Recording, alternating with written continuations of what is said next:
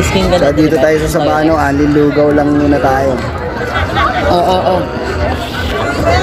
Di salinan mo yung isang baso. Ade. Nandun yan. Nagano mo?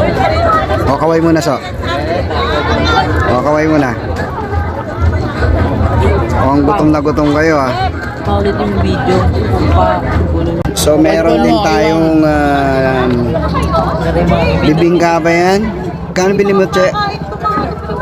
100 pesos. O, medyo malaki na rin yan.